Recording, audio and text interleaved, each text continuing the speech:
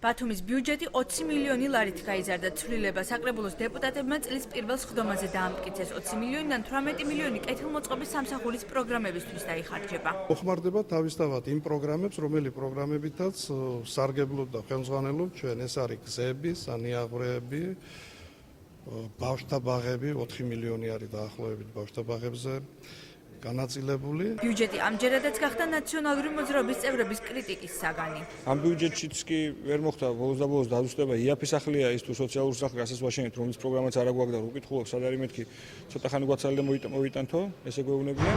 რა ვიცი, სხვა ნებისმიერი პროგრამა ჩვენ დეკემბერში ვსაუბრობთ, რომ მეოცე სკოლის მიმდებარე ტერიტორიაზე ღია საკანალიზაციო არხები სადაც არის, იმის დახურვას მაინც შევძლებით. შეტანილი ცვლილებების მიხედვით 166,000 ლარით გაიზარდა IP ბათუმის სასაფლაოების ბიუჯეტი. თანხა საკრებულომ IP-ს სასაფლაოების მოსაწყობად ტერიტორიების გადაცემასთან დაკავშირებით დაუმატა. ბათუმის სასაფლაოების მიწა ბათუმთან შემართებულ ტერიტორიებზე ურეხში, ფერიაში, ინჯალოში, მახინჯაურში, განთიადში, თოდოგაურსა და მახვილაურში გამოიყო. IP ბათუმის სასაფლაოებს გადმოეცა შემოერთებული ტერიტორიის 10 სასაფლაო. IP ბათუმი გამოაცხადებს ტენდერს 30,000 ლარად საპროექტო სამუშაოებს და ალბათ ჩვენი ვარაუდით ერთ თვეში გვექნება ახალი სასაფლაოს პროექტი. საკრებულომ ახალი მუნიციპალური IP ბათუმის მუნიციპალური სასადილო დააფუძნა. ორგანიზაცია ქალაქში მოქმედ 5 უფასო სასადილოს სურსათით მოამარაგებს და მის ხარისხზე იზრუნებს. დეპუტატთა ნაწილმა ჩათვალა, რომ ახალი IP მხოლოდ დასაქმების მიზნით შეიქმნა და სხდომათა დარბაზი პროტესტის ნიშნად დატოვეს. საკითხი ეხება მუნიციპალური სასადილოების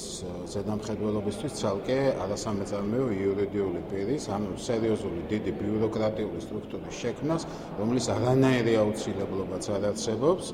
5 სასადილოა ქალაქში, ამის ზედამხედველობას ალბათ 2 ან 3 კაცი ჭირდება მაქსიმუმ. ჩემი აზრით ეს არის მხოლოდ ვიღაც მათიანი, ესე იგი, ახლობლის ნათესავი, რითაც დაკავებული არიან სხვათა შორის იმათი დასაქმებად. ხშირად იყო სადაო ის თემა, რომ დაბალი ფასი ფიქსირდებოდა ტენდერის შედეგად და ფიქრობდნენ, რომ დაბალ ფასმა შეიძლება გამოიწვიოს რაღაც გარკვეულად უხარისხო საკვების მოწოდება.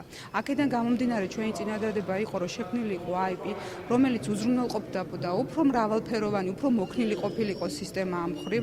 ანუ ის თანხა, რომელიც გამოყოფილი იყო, თუნდაც ის 2 ლარი ბენეფიციარი ზუსტად მათ 2 ლარი მოხმარებულიყო. სხდომაზე ითქვა, რომ უფასო სასადილოში ბენეფიციარებს კამეჩის ხორცისაგან დამზადებული კერძებით კვებავდნენ. ინფორმაცია ქალაქის მერმა დაადასტურა. ერთօჯერ დაფიქსირდა კამეშის ხორცი და უნდა ითქვას, რომ ამის გამოც მიეცა მითითება და კომპანია დაჯარიმდა. ანუ განმეორების შემთხვევაში ბენეფიციარები არ იყვნენ, მაგრამ ჩვენ როცა გადავამოწმეთ კამეშის ხორცი საზოგადოებრივი კვების ობიექტებისთვის დასაშვებია, მაგრამ ამ სტანდარტს რამდენად შეესაბამებოდა, ნამდვილად ვერ გეტყვით. ახალი IP-ს შექმნის პარალელურად ერთ ორგანიზაციად გაერთიანდა 2 ცალ-ცალკე მოქმედი არასამეწარმეო იურიდიული პირი. ბათუმის სცენისა და ბათუმის ხელოვნებისა და კულტურის ცენტრის ნაცვლად ბათუმის კულტურის ცენტრი დაფუძნდა, რომელსაც ყოფილი ვიცემერი ნათია სურგულაძე ხელმძღვანელებს. საჭიროა კიდე მიებას ამას დანარჩენი კომპონენტები, რათა ჩვენ მივიღოთ ამ ქალაქში მძლავრი სახელოვნებო დაწესებულება. IP-ს ყავს ნამდვილად თავისი ხელმძღვანელები, მოადგილეები, თანამშრომლები, ყველა ადამიანი გადანაწილდება და ახალი IP დაკომპლექტება პროფესიონალიზმის ნიშნით.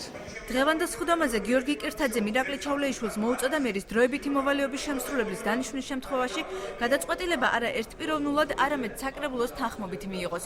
თუკი ჯემალ ანანიძე თანამდებობას საკუთარი ნებით დატოვებს,